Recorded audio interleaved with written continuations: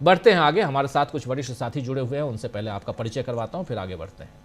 5 वरिष्ठ साथी हमारे साथ जुड़े हुए हैं। अमलेंदु उपाध्याय जी हैं, प्रशांत टंडन जी हैं हमारे साथ, शकील अख्तर जी हैं हमारे साथ, प्रफुल्ल कोलखियान जी हैं और प्रेम कुमार जी हैं। आप पांचों का स्वागत इस्तकबाल है। स्वागत इस्तकबाल आप तमाम दोस्त साथी शुभचिंतक आप सबका, जो अब तक जुड़ चुके हैं उनका भी, जो जुड़ने वाले हैं उनका भी। प्रेम कुमार जी, सबसे पहले आपके पास आना चाहता हूं, आपसे समझना चाहता हूं, ये जो मामला है बहुत महत्वपूर्ण है, आप जान रहे हैं, और चूंकि यूजीसी का मामला सुप्रीम कोर्ट में ऐसे देखा जाए तो हार गई सरकार, सीधे कह सकते हैं हार गई है। इसलिए हार गई है कि सरकार ही लेके आई थी यूजीसी का ये नया नियम, सीधे सीधे। अब इसके तह में जाएंगे और समझेंगे, लेकिन सुप्रीम कोर्ट में सरकार को क्यों हारना पड़ा? अभी यह आदेश है, निरस्त नहीं है, रोक लगाई गई है अभी। इसके बाद 19 मार्च को इस पर सुनवाई होगी। प्रेम कुमार जी। जी, वो मुझे गीत याद आ रहा है, तुम हार के दिल अपना मेरी जीत अमर कर दो। जी, होठों से छू लो तुम। तो दरअसल ये हार जो है ना, ये राजनीतिक रूप से उनको चाहिए थी, और ये पूरा गणित ही ऐसा है कि ये लेकर आए यूजीसी रूल लेकर आए, और एक शंकराचार्य जी के इर्द गिर्द जो एक आंदोलन खड़ा हो रहा था, उस साधु संतों का समाज जो एकजुट हो रहा था, शंकराचार्य जी ट्रैप में आए। उन्होंने यूजीसी रूल के अगेंस्ट में बोला, और उसके बाद एक दिन बाद उनको अपना लुटिया समेट करके वापस जाना पड़ा बनारस। ये भी हुआ। उसके बाद एक चीज और बहुत हमें तो बड़ा अच्छा लगा, दिल को आनंदित कर रहा था, कि वो वर्ग जो अब तक आंख मूंद कर मोदी योगी बीजेपी आरएसएस के साथ खड़ा होता था, उसको हमने जब नारे लगाते देखा, कब्र खोदते जैसे नारे भी उन्होंने लगाए, भाई कमल का फूल एक ही भूल, ऐसे नारे लगाए, हाय हाय मुर्दाबाद, तमाम तरह के नारे लगाए, तो हमें बड़ा तसल्ली हुई, बड़ा अच्छा लगा। मैं खुल करके बोलता हूं, मुझे अच्छा लगा। तो लेकिन ये जो अच्छा लगा, तो इसके पीछे भी चूंकि रिवर्स स्विंग वाली सियासत मोदी जी चल रही है, कि ये लोग जितना विरोध करेंगे सवर्ण, उतना ज्यादा ओबीसी एससी एसटी के बीच में ये संदेश जाएगा कि मोदी जी ने हमारे लिए रूल बनाए थे, और देखो ये सवर्ण विरोध कर रहे हैं। तो जो मेहनत पीडीए के नारे के साथ अखिलेश यादव कर रहे हैं, जो मेहनत राहुल गांधी संविधान की कॉपी उठाकर कर रहे हैं या करते रहे हैं, जिस मेहनत की वजह से 240 पर मोदी सरकार को बीजेपी को समेट दिया गया, लोकसभा चुनाव में उत्तर प्रदेश में हरा दिया गया, तो वो मेहनत जो है उस पर कैसे डेंट लगे, ये इस पूरी राजनीति इसके पीछे यही थी। भाई यूजीसी तो रूल है, रूल में एक सिस्टम है, उसमें बहुत सारे पॉइंट्स आएंगे, हम भी बात करेंगे तो पक्ष में और विपक्ष में पॉइंट्स गिना सकते हैं। जैसे ये उदाहरण के लिए संक्षेप में ही बोले कि अभी उत्तराखंड में एक छात्र का, मणिपुर के छात्र की जो हत्या हुई थी, वो क्या जाति देखकर थोड़े हुई थी? या भी कश्मीर के 2 युवकों को इसलिए मारा गया उत्तराखंड में कि वो बोल करके कि पहलगाम में तुम लोगों ने हमें मारा था, हम तुम्हें मारेंगे। तो ये घटनाएं भी होती हैं। भाई उत्तर का छात्र दक्षिण में जाता है, महाराष्ट्र में पिटता है, तो वो जाति देख के थोड़े पिटता है, वो तो फिर किसी और आधार पर पिटता है। यानी सिर्फ जाति आधार नहीं है, और भी आधार हैं यहाँ। मैं बस एक प्रश्न रख रहा हूं, क्योंकि ये विचार है तो इस पे विचार कई किस्म के आने चाहिए, तो वो है। मगर यूजीसी का रूल इसलिए नहीं लाया गया कि कोई समानता बनाना चाहते थे और असमानता मिटाना चाहते थे, ये तो एक करंट पैदा करना चाहते थे उस वर्ग में, जो वर्ग उनके विरोध में जा रहा था, बीजेपी की सियासत के विरोध में जा रहा था। और वो करंट कैसे पैदा होता? जब सवर्ण को आप उद्वेलित कर देंगे तो उसका रिएक्शन जब होगा तो वो करंट पैदा होगा और उनको फायदा मिलेगा। ये उनकी कोशिश रही थी, है। लेकिन हाँ, ये इसमें कितना कामयाब होते हैं अलग बात है। हाँ, एक बात जो सामने आई है कि भाई सवर्णों की चिंता करने में सुप्रीम कोर्ट का कोई सानी है नहीं। सबसे पहले बिना टाइम गंवाए सवर्ण की चिंता सुप्रीम कोर्ट करता है, ये एक बार फिर पुष्ट हो गई है।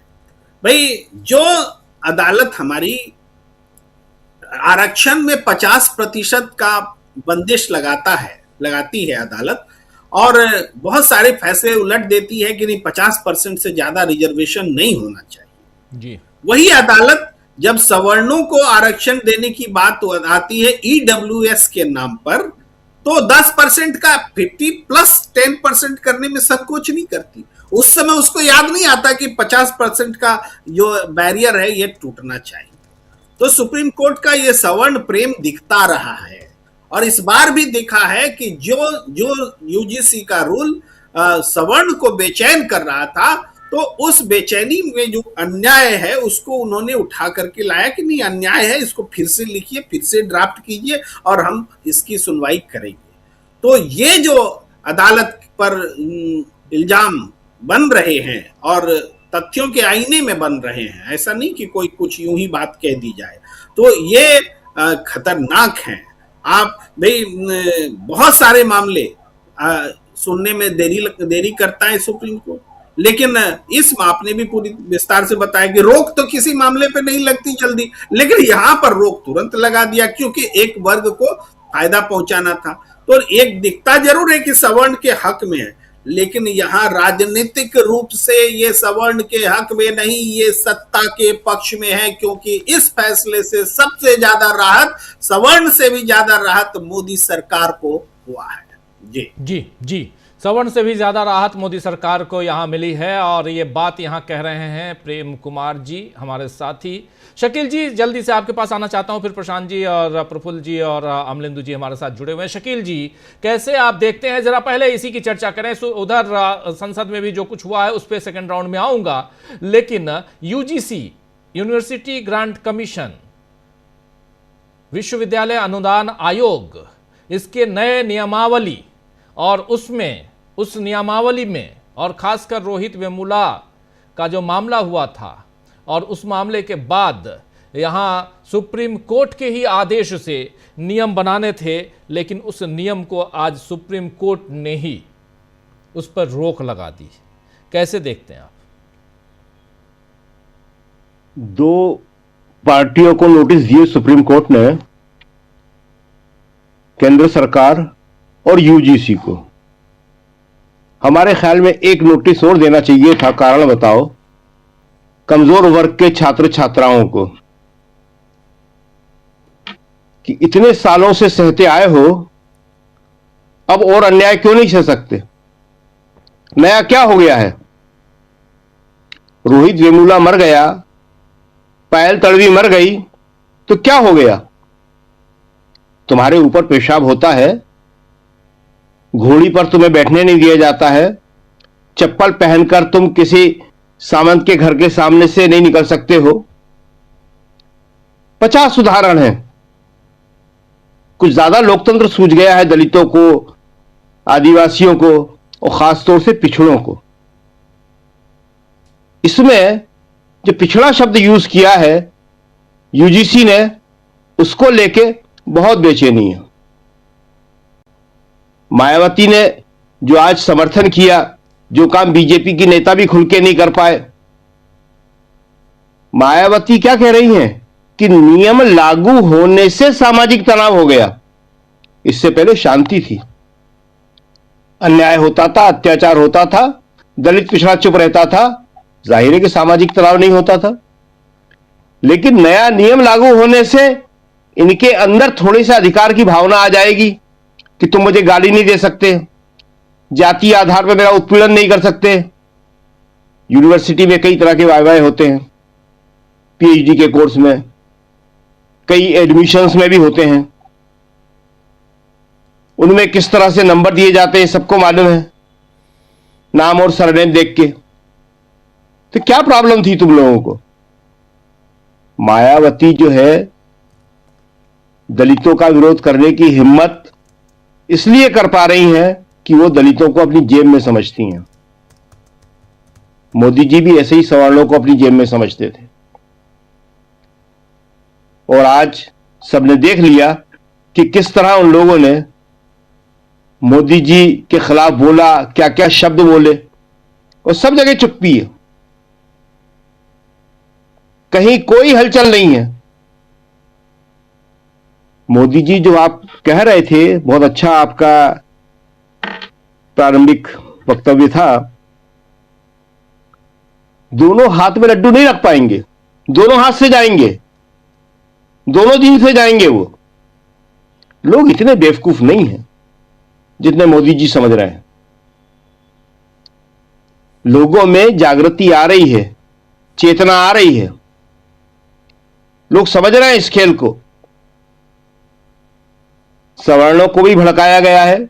हमारा हमेशा से मानना रहा है कि सवर्णों में भी एक प्रगतिशील सोच के लोग बहुत बड़ी तादाद में हैं, लेकिन कई जगह उन्हें बैलेंस करना पड़ता है। उन्हें लगता है कि उनके समाज के लोग ही उन पर सवाल उठाने लगेंगे कि कहां तुम दलित पिछड़ों का, आदिवासियों का समर्थन करने लगे। तो थोड़ा सा बैलेंस करने की कोशिश करते हैं, लेकिन प्रगतिशील तत्व उनमें है। सवर्णों में राजनीतिक नेतृत्व है, सामाजिक नेतृत्व है। यहां पे जिसे सबसे ज्यादा सोचने की जरूरत है वो दलित, पिछड़े और आदिवासियों को। इनका राजनीतिक नेतृत्व कैसा है? मायावती जैसा। और ज्यादा नाम हम नहीं लेंगे। सामाजिक नेतृत्व या लेखक या बुद्धिजीवी वर्ग वो नहीं कर पा रहे। मीडिया में आज वही हाल है जैसा मंडल के समय हुआ था 1990 में। इस 35 साल में कुछ नहीं बदला। किसकी जिम्मेदारी थी? सरकारों की तो थी, मगर उस वर्ग के नेतृत्व की भी थी जो जिनके लोग पीड़ित थे। उसका फायदा तो बहुत सारे लोगों ने उठाया। मुलायम, लालू, शरद यादव, ये सब नेता बने 90 के बाद ही। लेकिन अपने लोगों के बीच चेतना पैदा करना, शिक्षा पैदा करना, मुद्दों के लिए लड़ना, सवर्णों ने कैसे कैसे जुलूस निकाले हैं इन 2 या 3 दिन के अंदर। हर जगह अखबार भरे पड़े हैं। लोगों ने अपनी आंखों से भी देखा क्या क्या नारे लगाए, कैसे जुलूस निकले, अखबारों में क्या एड आई। इन यूजीसी के नियमों के समर्थन में कोई जुलूस निकला? ये सब देखना होगा। कुछ बातें बड़ी साफ करने की हम कोशिश कर रहे हैं, जरूरी है। अखिलेश का ट्वीट आपने दिखाया। अखिलेश पीडीए की राजनीति करते हैं, लेकिन उसमें उन्होंने लिखा कि कानून की भाषा भी साफ होना चाहिए। अखिलेश जी, आपके इस ट्वीट की भाषा भी साफ नहीं है, यह भी गोल गोल है। आज मायावती जी की भाषा काफी साफ है क्योंकि बीजेपी के समर्थन में है। जब बीजेपी के समर्थन में नहीं होती है तो मायावती की भाषा भी गोल गोल होती है। आज अखिलेश की भाषा भी वैसी है। अखिलेश को खुल के बोलना चाहिए।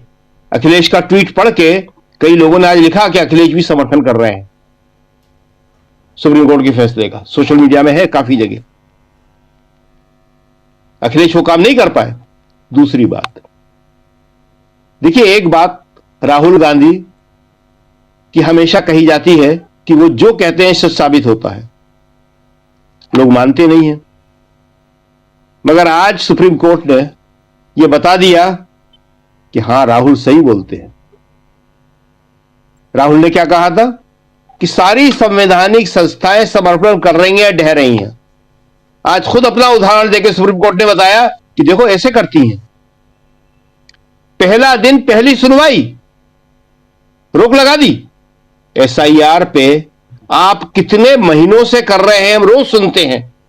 कितने डिटेल में करते हैं, कितनी स्टडी करके करते हैं, एक एक बारीक बात आप बता रहे हैं, उस पर रोक नहीं लगी।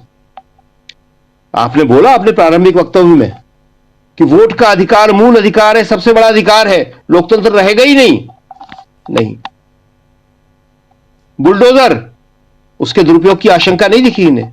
कभी भी किसी का भी घर मकान गिरा देगा, पूरी जिंदगी खत्म कर देगा उसकी, पूरी जिंदगी की 2-2, 3-3 पीढ़ियों की बनाई हुई चीजें नहीं। कितने उदाहरण है ऐसे। सुप्रीम कोर्ट नहीं आया, लेकिन यहां पे एक गाइडलाइन के ऊपर कोई कानून नहीं बना है। ये कोई सजा नहीं हो रही है किसी को, लीगल नहीं है मामला भी, सिर्फ गाइडलाइन है। और आप तत्काल आ गए कि इसके दुरुपयोग की आशंका है। निश्चित ही रूप से हमारी मान्यता है और किसी को जाना चाहिए सुप्रीम कोर्ट में और कहना चाहिए कि हुजूर, एक नोटिस आप दलित, आदिवासी, पिछड़ों को भी दीजिए और उनसे कहिए कि तुम्हें क्या प्रॉब्लम है। ये सबको मालूम है कि 2 लोगों की आत्महत्या के बाद उनके परिवार वाले सुप्रीम कोर्ट गए थे, और ऐसे तो जाने कितने केसेस हुए हैं, कौन नहीं जानता इस बात को। आप किसके लिए सुरक्षा की मांग कर रहे हैं? थानेदार साहब के लिए, दारोगा के लिए। सामाजिक रूप से सवर्ण विशेषाधिकार लिए हुए हैं, इसमें कहीं कोई दो राय नहीं है। बहुत सारे सवर्ण हमारे दोस्त हैं, हम उनके पक्ष में भी लिखते हैं, बहुत सारी चीजें कहते हैं, और हमारे दोस्त भी ये सब बात मानते हैं। सामाजिक विशेषाधिकार है और इसी के खिलाफ सामाजिक न्याय की लड़ाई शुरू हुई थी। सामाजिक न्याय की अवधारणा क्या है? सामाजिक विशेषाधिकार के खिलाफ, यथास्थितिवाद के खिलाफ। तो एक बहुत बड़ा क्राइसिस है, लेकिन हम फिर कहेंगे कि इसको हम इस तरह बिल्कुल नहीं देखते कि मोदी जी को इसका फायदा हो जाएगा। मोदी जी के अंतर्विरोध सामने आने लगे हैं और उनका जो है अब ये सब नुकसान पहुंचाने वाली प्रक्रिया शुरू हो गई है। लेकिन उस समुदाय के लिए जिसके लिए राहुल गांधी लगातार कोशिश कर रहे हैं, आप बता रहे थे, कह रहे थे कि संविधान हाथ में लेके जातिगत जनगणना की मांग उन्होंने करी, मोदी जी ने घोषणा करी, कोल्ड स्टोरेज में कहां है? कोई बोल रहा है? कोई पिछड़ों के जुलूस निकल रहे हैं कि जातिगत जनगणना, अभी जनगणना शुरू हो रही है, उसमें कहां है? कहीं नहीं। क्यों? क्योंकि उनकी संख्या सरकार बताना नहीं चाहती है। ये सबसे बड़ी पिछड़ों की समस्या है। ओबीसी जातिगत जनगणना जो है दलितों की नहीं है, दलितों की ऑलरेडी है, आदिवासियों की ऑलरेडी है, सिर्फ और सिर्फ पिछड़ों की नहीं है कि कितनी तुम्हारी संख्या है। ये इनके लिए इनको सामने आना पड़ेगा, काम करना पड़ेगा, नहीं तो ऐसे ही मोदी जी इनको बेवकूफ बनाते रहेंगे। जी राजीव जी। जी बिल्कुल बिल्कुल, आप सही कह रहे हैं। यहाँ पिछड़ों की बात हो रही है, दलितों की बात हो रही है, SC ST OBC इनके अलावा विकलांग भी हैं, महिला भी हैं, इन तमाम की बात हो रही है और बहुत महत्वपूर्ण है, बहुत महत्वपूर्ण। शकील जी कुछ जोड़ रहे हैं? शकील जी नहीं, आप अल्प क्या रह गए? आपने अल्पसंख्यक का नाम नहीं लीजिए, अल्पसंख्यक कहीं नहीं है, अल्पसंख्यक कहीं नहीं है, इसीलिए अल्प कह के चुप हो गया मैं। इसीलिए चुप हो गया। बहुत बढ़िया। क्योंकि एक आदत है, एक फ्लो है जी, और उसमें हम कहते हैं। जी शकील जी की आवाज बढ़ा। हम कह रहे क्रीज से आप निकले बाहर रन लेने के लिए, लेकिन आपने रन लेने का इरादा कैंसिल कर दिया। जी वेरी गुड डिसीजन। नहीं है इसमें, और लेकिन यहाँ नारे लगा रहे थे जब डॉट तेरी कब्र खुदेगी, तो उसके, और ये नारे लगाने वाले भगवाधारी थे। प्रशांत टंडन जी आपके पास आना चाह रहा हूं। यूजीसी की बात हो रही है, नए गाइडलाइंस की बात हो रही है, बवाल मचा हुआ था 3-4 दिनों से। जैसे ही ये गाइडलाइंस आई थी उसके बाद से आज सुप्रीम कोर्ट ने पहली सुनवाई और CJI वही जो SIR की सुनवाई कर रहे हैं, जस्टिस सूर्यकांत और जस्टिस जॉय माल्या बागची, इन दोनों की बेंच ने फटाफट सुबह इस पे रोक और फटकार लगाते हुए, और खबरें चली, फटकार लगाई सरकार को, यूजीसी को, सुप्रीम कोर्ट ने, और बाकी क्या क्या है वो सब तो आपने देख लिया। भाषा जो है इस गाइडलाइंस की वो अस्पष्ट है, क्लियर नहीं है।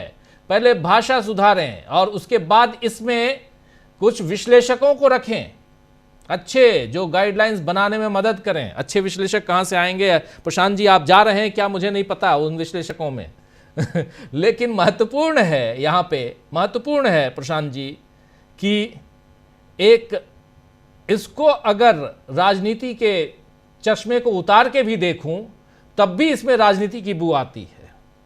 शुरुआत में मैं अपनी बात रख चुका हूं प्रशांत जी। देखिए, इसमें राजनीति वाली बात तो मैं सेकंड राउंड में करूंगा जी। पहले जरा सुप्रीम कोर्ट की बात कर लेते हैं। बहुत अफसोसनाक फैसला है, भारत को 21वीं सेंचुरी की समाज देने वाला फैसला नहीं है ये। भारत के संविधान की जो स्पिरिट है, जो उसकी आत्मा है, उसके विरुद्ध ये फैसला है। भारत का संविधान प्रियम्बल में कह रहा है कि व्यक्ति की गरिमा, क्या गरिमा होगी जब उसको जाति सूचक गालियां दी जाती है कैंपस में। सुप्रीम कोर्ट भाषा में उलझ रहा है। 118% बढ़ोतरी हुई है पिछले साल जातिगत डिस्क्रिमिनेशन के मामलों में, वो भी ये 118% वो है जिनकी कंप्लेंट हुई है। जिनकी कंप्लेंट नहीं हुई उनकी तो गिनती नहीं है। तो बहुत ही अफसोसनाक फैसला है। लेकिन जरा जो माननीय जजेस हैं उनके बारे में, उनके फैसले के बारे में मैं चर्चा करूंगा, लेकिन दो एक बातें बड़ी स्पष्ट हैं यहाँ पे। पहली बात कि हमको मानना चाहिए कि आरएसएस एक मनुवादी संस्थान है, एक मनुवादी संगठन है, ब्राह्मणवादी संगठन है वो। बीजेपी उसका पॉलिटिकल आउटफिट है और सरकार उसका प्रोडक्ट है, इस वक्त की मौजूदा सरकार। तो इसमें कोई कंफ्यूजन नहीं होना चाहिए, पहली बात। दूसरी बात, सरकार इस बिल को लेकर नहीं आई थी, सरकार ने गाइडलाइन नहीं बनाई है। ये सुप्रीम कोर्ट में जब पायल तड़वी और रोहित वेमुला की मां गई और सुप्रीम कोर्ट के निर्देश के बाद ये गाइडलाइंस बनी है। इसमें कोई कैबिनेट का फैसला नहीं है मोदी सरकार का, ना मिनिस्ट्री ऑफ एचआरडी का कोई डायरेक्शन है यूजीसी को कि ऐसी गाइडलाइन बनाओ दलितों के, ओबीसी के और ट्राइबल के छात्रों के पक्ष में। ऐसी कोई गाइडलाइन नहीं है। यह सुप्रीम कोर्ट के निर्देश के बाद बनी है। तो सरकार का इसमें कोई रोल नहीं है। सरकार का रोल अगर होता तो आज अटॉर्नी जनरल खड़े थे, सॉलिसिटर जनरल तुषार मेहता विरोध करते उसका, यूजीसी का पक्ष लेते वहां पे। किसने रोका था उनको? तो एक तो ये बात। दूसरी बात कि जो माहौल देश में बनाया गया, मैं तो मंडल के समय भी रिपोर्टर था राजीव जी। मंडल के समय जो समाज का एक लंपट वर्ग मंडल का विरोध कर रहा था, वो ही लंपट वर्ग यहां भी आवाजें उठा रहा था। मुझे कहने में कोई गुरेज नहीं शब्द को इस्तेमाल करने में। तो ओ क्या मैं मानूं कि सुप्रीम कोर्ट उनके आगे झुक गया? क्या उनकी बात रख ली गई? इसी सुप्रीम कोर्ट ने SC/ST एक्ट, एट्रोसिटीज एक्ट को डाइल्यूट किया था FIR के मामले में, जिसमें देशव्यापी बंद हुआ था। उसके बाद सरकार ने हस्तक्षेप किया और उसको रिस्टोर किया था। सरकार तो सुप्रीम कोर्ट की बातें कहां मानती है? बहुत सी बातें। सुप्रीम कोर्ट ने कहा कि चीफ इलेक्शन कमिश्नर और इलेक्शन कमिश्नर के अपॉइंटमेंट में नेता प्रतिपक्ष के साथ सुप्रीम कोर्ट के CJI को भी रखो। सरकार कानून ले आई, CJI को बाहर कर दिया। तो आज अगर सुप्रीम कोर्ट ने इसको स्टे किया है तो सरकार ले आ रहा कानून। सरकार कानून ला के सुप्रीम कोर्ट के जजमेंट को किनारे कर दे। जी, कौन रोकेगा इनको? विपक्ष भी साथ देगा। अगर इनकी नियत है वाकई कि दलितों के साथ और समाज के पिछड़े वर्ग के साथ, आदिवासियों के साथ यूनिवर्सिटीज में, शिक्षण संस्थाओं में उचित व्यवहार नहीं होता, भेदभाव होता है, एट्रोसिटीज होती है, तंज कसे जाते हैं, आत्महत्या में मजबूर किया जाता है, जिसको इंस्टीट्यूशनल मर्डर कहा हुए, पायल तड़वी का हो मामला या रोहित वेमुला का हो, तब ये माननीय अदालत कहाँ थी? इसीलिए राजीव जी, पंडित नेहरू ने 9वीं अनुसूची का प्रावधान किया था फर्स्ट अमेंडमेंट में। जब जमींदारी उन्मूलन कानून लाए तो उसको पहली 9वीं अनुसूची में रखा कि वो न्यायिक स्क्रूटनी के बाहर है वो। वरना जो जज साहिबान जो कि वैसे खानदानों से आते थे, वो उसको मानवाधिकार का मामला और संपत्ति का अधिकार का मामला करके उसको खत्म कर देते। 50% की सीलिंग तमिलनाडु में क्यों नहीं लागू होती है सुप्रीम कोर्ट की? क्योंकि वो 69% आरक्षण तमिलनाडु में है, वो 9वीं अनुसूची का हिस्सा है। अगर मोदी सरकार वाकई दलितों के, पिछड़े के, आदिवासियों के सम्मान की रक्षा करना चाहती है तो कानून बनाए और 9वीं अनुसूची में डाल दे। सुप्रीम कोर्ट कुछ नहीं कर पाएगा। लेकिन नियत नहीं है। और जो माननीय जज साहब ये कह रहे हैं कि अमेरिका में श्वेत और अश्वेत लोगों के अलग अलग स्कूल है, उनकी जानकारी अधूरी है। 1954 में अमेरिका के सुप्रीम कोर्ट ने इस तरीके के स्कूल्स को इलीगल कर दिया था। अमेरिका में इस वक्त एक भी स्कूल नहीं है ऐसा, बल्कि इसका उल्टा जो यूजीसी ने आज भारत में किया है, यूनिवर्सिटी ऑफ कैलिफोर्निया 2023 में कर चुकी है। कैलिफोर्निया स्टेट यूनिवर्सिटी यानी उसके सारे कॉलेजेस कैलिफोर्निया स्टेट में जातिगत डिस्क्रिमिनेशन, साउथ एशिया का जातिगत, बहुत स्पेसिफिक है, साउथ एशिया का जातिगत डिस्क्रिमिनेशन को नस्लीय भेद के तौर पे देखेंगे वो। उसमें जुर्माना है, उसमें सजा है। अब दूसरी बात, अगर मोदी सरकार की ये नियति है तो कर्नाटका तैयारी कर रहा है, असेंबली में है रोहित वेमुला एक्ट, तेलंगाना ड्राफ्ट कर रहा है उसको, तेलंगाना की असेंबली, राहुल गांधी उसको घोषित कर चुके हैं। तो कर्नाटक और तेलंगाना की तर्ज पे क्या बीजेपी के राज्य की कोई सरकार ऐसा कोई एक्ट बना रही? रोहित वेमुला एक्ट, रोहित वेमुला एक्ट में 10,000 रुपये फाइन और जेल का प्राविधान है। तो सुप्रीम कोर्ट ने बहुत, इसको कहा जाए कि 21st सेंचुरी का जो समाज है उसको बनाने का काम नहीं किया, जो आज के समाज की जरूरत है। हमारे पहले के वक्ता कह चुके हैं कि किस तरीके की डिस्क्रिमिनेशन है, रोज हम लोग ये बातें करते हैं, किस तरीके का जाति सूचक, और ये कोई स्टेटस की बात नहीं है। लालू प्रसाद यादव जो राष्ट्रीय स्तर के नेता है, अखिलेश यादव जो मुख्यमंत्री रह चुके हैं, उनको टीवी चैनलों पे, लाइव टीवी चैनलों पे जाति सूचक बातें कही जाती हैं आज भी।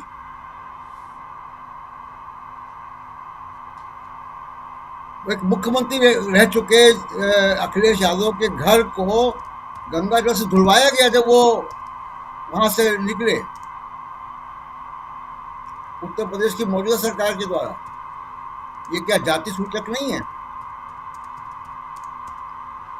तो सुप्रीम कोर्ट का बहुत ही अफसोसनाक ये फैसला है। और अगर मोदी सरकार में वाकई विल पावर है, वाकई वो कंस्टिट्यूंसी को एड्रेस करना चाहते हैं, तो ले आए सुप्रीम, जैसे चुनाव आयोग को के मामले पे कानून ले आए थे, ले आए। या बीजेपी की तमाम सरकारें राजस्थान में, उत्तर प्रदेश में, मध्य प्रदेश में, तमाम राज्यों में, वहाँ रोहित वेमुला एक्ट ले आए जी। तो वो नहीं करेंगे।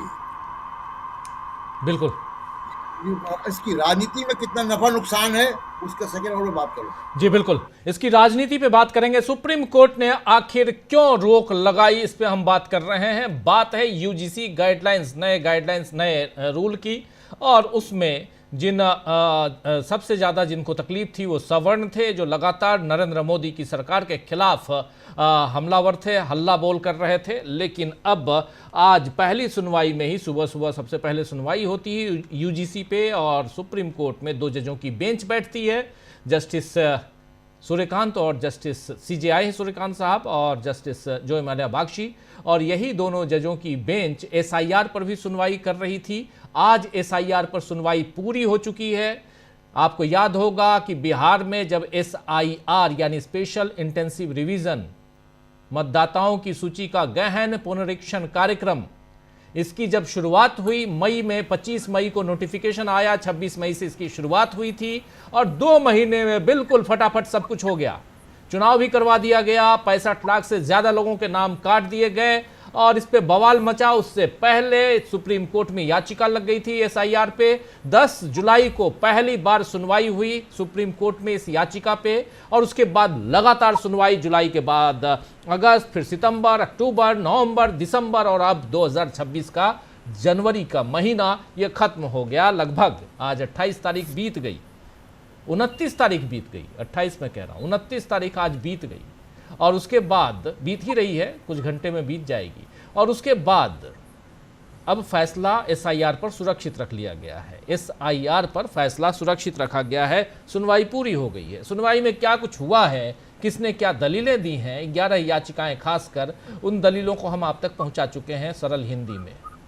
लेकिन बात यहां पर उससे पहले इसकी बात इसलिए, यूजीसी की बात इसलिए क्योंकि यूजीसी में जो सवर्णों को सबसे ज्यादा तकलीफ इस बात की थी कि जो गाइडलाइंस है उसमें जो कमेटियां बननी है, 3 स्पेशल कमेटियां बननी है, उसमें ओबीसी, एससी, एसटी, महिला और यहां विकलांग की बात है।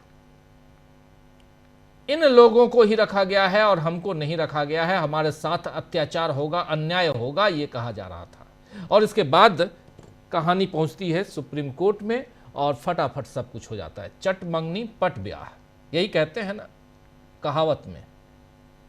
प्रफुल्ल कोलख्यान जी। जी सभी को नमस्कार जी। चट मंगनी पट ब्याह कहावत तो और एक है, हरवरी ब्याह कनपटिए सिंदूर। जी।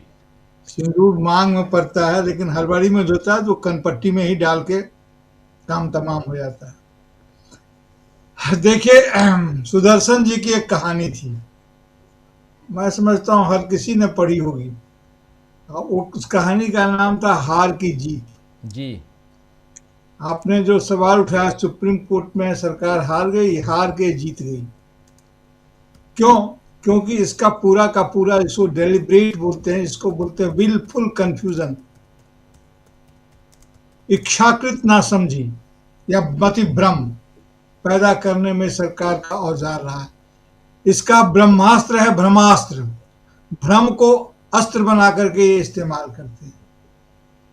देखिए, शुरू में ही कह दूं कि मेरे जैसा आदमी जिसको यह कहना मुझे जरूरी लगता है कम से कम अपने लिए किसी भी डिबेट में जाने के पहले, कि इस कानून का मैं पूर्णतः समर्थन में हूं, पूर्णतः समर्थक हूं, जो भी रेगुलेशंस आए, लेकिन इसकी राजनीति के विरुद्ध में हूं, इसके राजनीति के विरोध में हूं।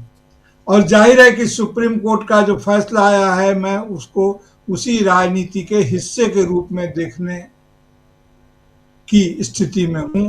मुझे लग रहा है कि इसके पीछे एक नागरिक के तहत, एक नागरिक के बोध के तहत कि सुप्रीम कोर्ट कहीं न कहीं अपने फैसले में, स्टे के फैसले में, अभी तो कानून पर उन्होंने फैसला नहीं किया है, स्टे किया है, रेगुलेशंस पर फैसला नहीं किया है। अब उन्होंने अपना फैसला सुरक्षित रखा है। मैं उम्मीद करता हूं कि वह इस रेगुलेशंस की भावना को भी सुरक्षित रखेंगे। उनसे अपील ही की जा सकती है। अब इसमें राजनीति का क्यों विरोधी हूं?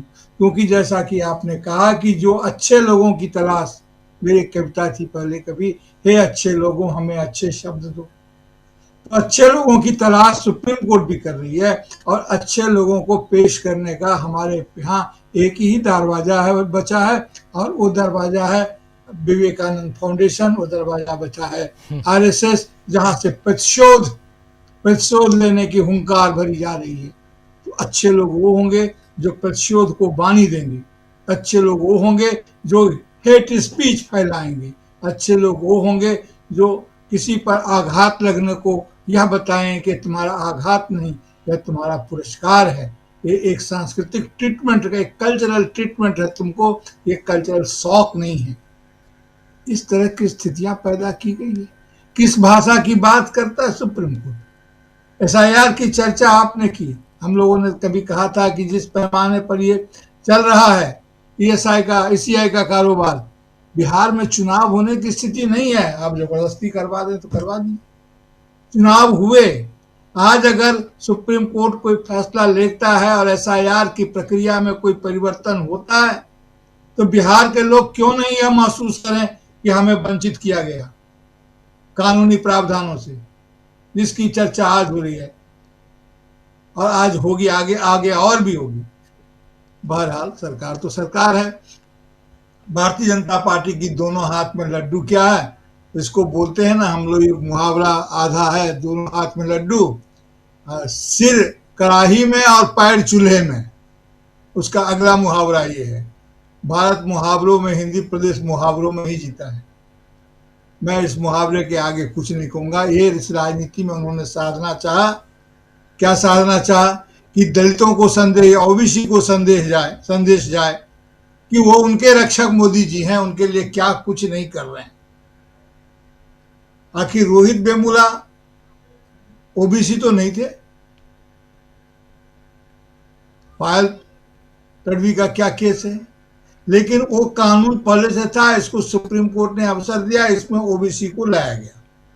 ओबीसी को लाए जाने के कारण सवर्णों की जबरदस्त प्रतिक्रिया हुई,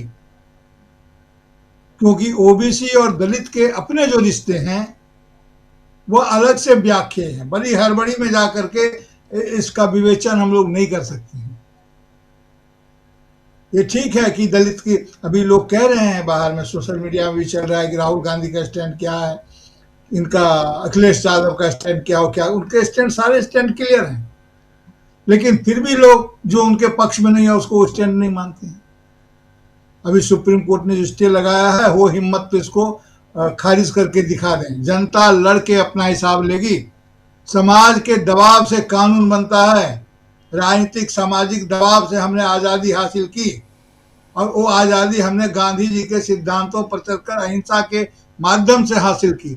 छिटपुट हिंसा तो होती रहती है, तो गांधी जी के आंदोलन पर चल करके, रास्ते पर चल करके इस कानून का भी जो कॉन्स्टिट्यूशनल रिमेडी जो इसकी है, संवैधानिक उपचार, इसका निश्चित रूप से होगा। और अभी सर कह रहे थे कि 118% मीडिया में इस प्रकार की बात आ रही है, मीडिया में तो नहीं आ रहा है, लेकिन ये हकीकत है कि 118% ज़्यादा हो गया है 2023 से लेकर के देखें तो 2023, 24, 25 में लगातार बढ़ोतरी हो रही है। दुनिया ग्लोबल इंडेक्स में हमारा पोजीशन कहाँ जा रहा है? सुप्रीम कोर्ट को इस बात की चिंता नहीं है। हम लगातार एक चुनावी तानाशाही की तरफ में बदल गए हैं, कन्वर्ट होते जा रहे हैं। हमारा डेमोक्रेसी किसी भी तरह से एक पैसिव डेमोक्रेसी बन के रह गई है। तो इन तमाम बातों को लेकर के आपने जो ये कहा, ये विपक्ष की रणनीति में सेंधमारी करेंगे, तो सेंध तो चोर मारता है। सेंधमारी जो करने जाता है इसका इरादा चोरी का होता है। शरीफ लोग सेंध नहीं मारते हैं, पिछले दरवाजे नहीं, वो अपने लिए पीछे जाकर एक नया दरवाजा बनाते हैं, जिसे हम लोग देहात में सेंध कहते हैं, घर फोड़ना। तो ये वो सेंधमारी कर रहे हैं। तो ये राजनीति क्या, यही सेंधमारी है कि विपक्ष जिस मुद्दे को कह रहा है, आपने आकर के ठीक जब पहलगाम की घटना घट रही थी, ऑपरेशन सिंदूर के पहले के वातावरण में आकर के आप घोषित करते हैं कि इतना जरूरी था कि हाँ सरकार जाति जनगणना करेगी, और जब जाति जनगणना करने लगे तो उसका कॉलम ही गायब कर दिया। और जब ये रेगुलेशंस आया, ये ठीक है, सर ने कहा कि ये सरकार ने नहीं बनाया है, वो सरकार ने इसको ड्राफ्ट नहीं किया, बात सही है, लेकिन ये तो तकनीकी बात हुई। असल बात यह है कि किसने ड्राफ्ट किया? उन लोगों ने जिनको अंग्रेजी नहीं आती है, लेकिन चलाते फाउंडेशन है। किसने तैयार किया इसके ड्राफ्ट को? तैयार होकर गया है। मैं तो सिर्फ सवाल है, अगर सवाल को कोई आरोप मान ले तो ये उसकी मर्जी है। इस तरह के बनाए गए हैं। ये इसका जो पूरी की पूरी टर्मिनोलॉजी है उसको लीगल टर्म में सुप्रीम कोर्ट लाएगा और वो एप्लीकेबल होगा, निश्चित रूप से होगा। और ये अन्याय रुकना चाहिए, और अन्याय अगर नहीं रुकेगा छात्रों के प्रति तो हमारे देश का भविष्य वैसे ही कहाँ जा रहा है ये हम सभी देख रहे हैं। लेकिन मैं ये कहूँ कि जो हमारा सोशल रियलिटी है, जो सोशल सिचुएशंस है, उसका रिफ्लेक्शंस अगर यूनिवर्सिटी कैंपस में नहीं होगा तो कहाँ होगा? हमारे जेएनयू जैसी संस्था, जेएनयू जैसे विश्वविद्यालय लगातार वैश्विक और देशीय परिस्थिति में अपने डिबेट को चालू रखते थे, लेकिन इस सरकार ने तो डिबेट का ही ध्वंस कर दिया। सवाल पूछना ही गुनाह हो गया, सवाल करना ही गुनाह हो गया। आज जेएनयू से कोई डिबेट सामने आए ऐसी कोई स्थिति नहीं है, किसी विश्वविद्यालय से कोई डिबेट सामने आए ऐसी कोई स्थिति नहीं रह गई है। तो एक तरफा विन्यास सब चल रहा है, और ऐसे वातावरण में पश्चिम बंगाल की चर्चा बार बार होती है। मैं हर बार कहता हूं कि बंगाल की अस्मिता को चैलेंज मत कीजिए। बंगाल के चुनाव को लेकर के जिस ढंग का वातावरण बना रहे हैं और जो खूनी रवैया रचने की कोशिश कर रहे हैं, और कारण नहीं था कि ममता बनर्जी ने यह कह दिया कि कोई सुरक्षित नहीं है, क्योंकि जो जाल बिछाए गए हैं, जो लैंडमाइन, तब तक पता लैंडमाइन का नहीं चलता है जब तक लैंडमाइन विस्फोट नहीं करता। मैं पॉलिटिकल लैंडमाइन की बात कर रहा हूँ, जिस प्रकार के राजनीतिक यहाँ पर किया जा रहा है। चुनाव जीतने के लिए, एक राज्य का चुनाव जीतने के लिए आप देश तोड़ने के जोखिम को उठाने का दुस्साहस न करें राजनीति में। अभी तो महाराष्ट्र पर मैं अभी नहीं कुछ बोलूंगा, अभी तो जब चलेगा तब, महाराष्ट्र का विषय भी नहीं है वो। लेकिन ये जरूर कहूं कि जो समझते हैं कि वो जीत के हार गए, हार के जीत गए, जीत तो शकुनी भी गया था और अपने भांजे को बड़े उल्लास के साथ हाथ पीठ ठोकते हुए कहा था, भांजे हम जीत गए। ये पाशे का खेल नहीं है, ये महाभारत का मैदान बनेगा देश। ये चौसर पर नहीं जीत और हार इसकी तय होगी। तो मैं ये कह रहा हूं कि सुप्रीम कोर्ट को बहुत गंभीरता से इन तमाम मुद्दों पर सोचना चाहिए, और तब फैसला तो उन्होंने सुरक्षित रख लिया है, इस कानून की भावना और जरूरत को भी सुरक्षित रखेंगे, ऐसी मेरी उम्मीद है सर। जी बिल्कुल बिल्कुल बिल्कुल सही आप कह रहे हैं। ज़रा आना चाहता हूँ प्रशांत, अमलेंदु जी आपके पास, आप कैसे देखते हैं इस पर रोक को? सुप्रीम कोर्ट ने जो कहा है, मैं देख रहा था उस समय सुबह भी, जब थोड़ी देर और तुरंत सुप्रीम कोर्ट ने साफ साफ कह दिया, लेकिन सुप्रीम कोर्ट ने जो बात कही है और उसमें भी कि ये समाज को बांट देगा, इसका बहुत खतरनाक असर होगा। अब टिप्पणी है सुप्रीम कोर्ट की, उसमें कुछ कह नहीं सकते हम, और इस पर रोक लगी। इंदिरा जयसिंह इसके उसमें पक्ष में थी, खड़ी थी, और उन्होंने कहा कि मेरी बात भी सुनिए, आपने बिना बात सुने ही तत्काल रोक लगा दी है।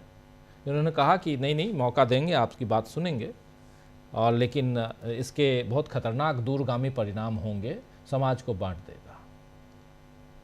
इतना खतरनाक है क्या ये?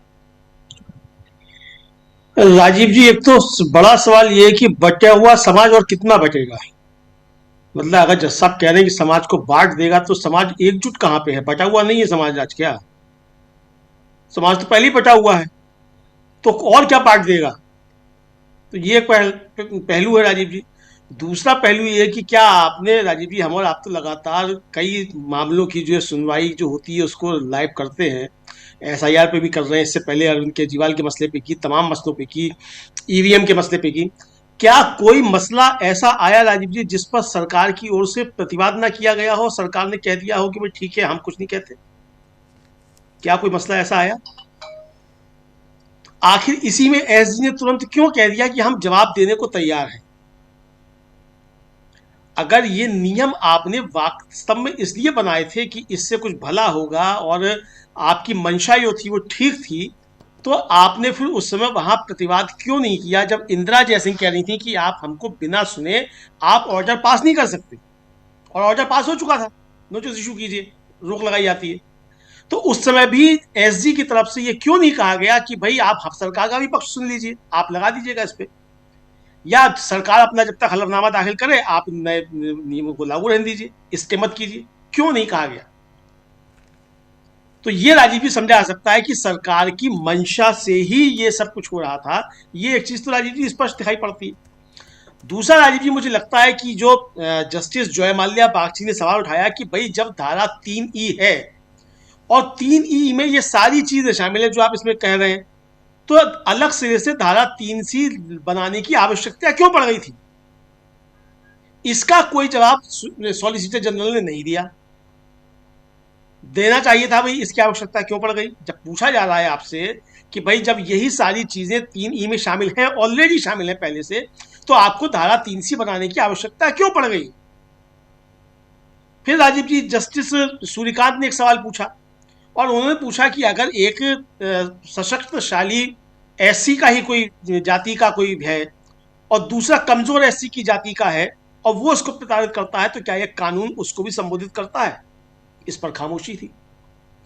ये जो कमेटी बनी 2019 में जो याचिकाएं गई राजीव जी, उन याचिकाओं में दो थी, पायल तलवी की मां की तरफ से और राधिका वेमुला जो रोहित वेमुला की मां की तरफ से थी। जी, रोहित वेमुला के मामले में जो 3 आरोपी थे उनमें बंडारू दत्तात्रेय जो कि बीजेपी के नेता हैं और N सुशील कुमार जो ABP के नेता थे, दोनों OBC से आते हैं, और पायल तलवी आदिवासी समुदाय से आती है। पायल तलवी के मामले में भी 3 जो छात्राएं थी, उनमें एक खत्री थे, 2 जो थे वो बनिया थी, लड़कियां वैश्य समाज से आती थी। चौथी जो उसमें जो संस्कृति की गई है वो की गई है क्या यांग चिंगली या यिंग चिंगली जो है वो चाइनीज मूल की भारतीय है, जो है उस समय HOD थी, अब उनको बनाया गया है। तो उनकी जाति का तो कोई पता ही नहीं, चुकी वो चीन की है मूल रूप से। तो ये जब सवाल उठे तो इसका कोई जवाब नहीं था। इसलिए लगता है राजीव जी ये कि ये शुद्ध रूप से एक राजनीतिक जो था हथकंडा था। और देखिए किस राजनीतिक हथकंडे में अखिलेश यादव फंसे हुए दिखाई पड़ते हैं। अखिलेश यादव खुलकर नहीं बोल पा रहे हैं, ना इधर की बात कह पा रहे हैं ना उधर की बात कह पा रहे हैं। जैसा शकील जी ने कहा कि मायावती जी की भाषा तो चलिए स्पष्ट है बीजेपी के समर्थन में, लेकिन अखिलेश जी को क्या दिक्कत आ रही है अभी समझ में आ रहा है। अब आपका पीडीए जो है वो क्या है, तो जैसा आपने कहा कि पीडीए में जो सेंधमारी जो है, तो ये है, तो सेंधमारी तो है, अभी साफ समझ में आ रहा है। लेकिन राजीव जी होता कभी कभी ये है कि वो माया मिली ना राम, ये वाली कहावत भी होती है। तो आप सोच रहे हो कि फंसा देंगे पीडीए वालों को और सामाजिक न्याय वालों को, और फंस जाए तो उल्टी बीजेपी, ये भी तो हो सकता है। अब मैं अभी देख रहा था राजीव जी बिल्कुल कि वो आगरा में जो है वकील महोदय जो हैं वो बहुत दुर्व्यवहार कर रहे हैं दो बड़े नेताओं के, गुजराती नेताओं के चित्र के साथ। और मतलब इस तरीके के अशोभनीय काम तो जो है विपक्ष के नेताओं ने कभी नहीं किए, भले ही जिंदाबाद मुर्दाबाद के नारे कितने भी लगाए हो राजीव जी। जेएनयू के छात्रों ने भी इस तरीके का कभी नहीं किया जिनको देशद्रोही कहा गया। ये सब कर रहे हैं, सब सवर्ण हैं, मोदी जी के कोर वोटर हैं जो सब वो सब कर रहे हैं। तो इस पर कोई प्रतिक्रिया नहीं आ रही है, बीजेपी भी खामोश है, हमारा मीडिया है वो भी खामोश है। अब कोई नहीं कह रहा कि मोदी जी का अपमान नहीं सहेगा हिंदुस्तान, कहीं से आवाज नहीं आ रही है। मोदी जी खुद अपना अपमान सह रहे हैं, उनके मुख से कुछ नहीं निकल रहा है। अमित शाह जी नहीं बोल रहे हैं, वो जो हमेशा टीवी पे आए आते हैं नाक खुलाते हुए रविशंकर प्रसाद जी, वो कुछ नहीं बोल रहे हैं। संबित पात्रा जी कुछ नहीं बोल रहे हैं। फिर मोदी जी के चित्र के साथ ये क्या किया जा रहा है और अमित शाह जी के चित्र के साथ ये क्या किया जा रहा है, तो आखिर क्यों नहीं बोल रहे हैं। तो राजीव जी एक जो रचा हुआ प्लॉट था, उस प्लॉट में फिलहाल लगता है कि बीजेपी कामयाब हुई है सुप्रीम कोर्ट के जरिए, और इसलिए कामयाब हुई है कि जो आपने उसमें तरकीबें लगाई थी वो लगाई ही इसलिए थी वो कानूनी तौर पर सुप्रीम कोर्ट में नहीं टिक पाए और आपका मसला भी हल हो जाए, दोनों हाथों में लड्डू रहे। तो लेकिन दोनों हाथों में लड्डू राजीव जी अगर आप रेत के बनाने की कोशिश करेंगे तो दोनों हाथों से रेत फिसलता भी है। तो 19 मार्च के बाद ये भी हो सकता है कि दोनों हाथों से रेत फिसल भी जाए, बहुत कुछ हो सकता है, संभावनाएं हमेशा जिंदा रहती हैं। अब जो लोग कल तक जो थे वो कट्टर हिंदू बताते थे, और एक जो राजीव जी मैं देख रहा था, एक वो सोशल मीडिया पे चल रहा था कि कल तक जो थे कट्टर हिंदू बताते थे और एक यूजीसी के रेगुलेशन ने कट्टर तेली बना दिया। अब इस तरीके की बातें भी चल रही हैं। तो जो जो आप करने की कोशिश करते हैं, मतलब मायावती जी भी पहले ये खेल किया करती थी, खूब करती थी कि एक साथी जो मुख्तार अंसारी और ब्रजेश सिंह दोनों एक ही उनकी पार्टी में रहते थे, एक कंधे पे दूसरे तो कंधे पे दूसरे। तो ये काम मोदी जी भी करने की कोशिश कर रहे हैं कि सवर्ण भी हमारे साथ रहे, ओबीसी भी रहे और दलित भी रहे। लेकिन भाई मोदी जी समझते हैं कि देश की जनता मूर्ख है, वो मूर्खों के सरदार हैं।